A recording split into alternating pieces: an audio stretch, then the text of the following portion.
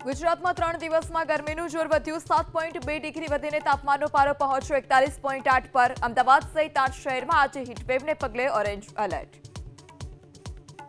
જવાબ ઈરાનના નવા સુપ્રીમ લીડર મોજતબાના સમર્થનમાં જનસેલાબ ઈરાનમાં ભારે વરસાદ વચ્ચે મોટી સંખ્યામાં લોકોએ કરી નારેબાજી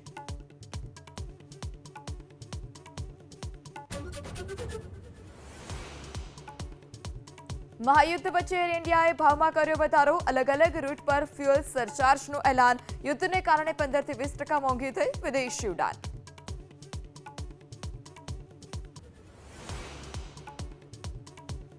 ગુજરાતમાં 3 દિવસમાં ગરમીનું જોર વધ્યું 7.2 ડિગ્રી વધીને તાપમાનનો પારો પહોંચ્યો 41.8 પર અમદાવાદ સહિત 8 શહેરમાં આજે હીટવેવને પગલે ઓરેન્જ એલર્ટ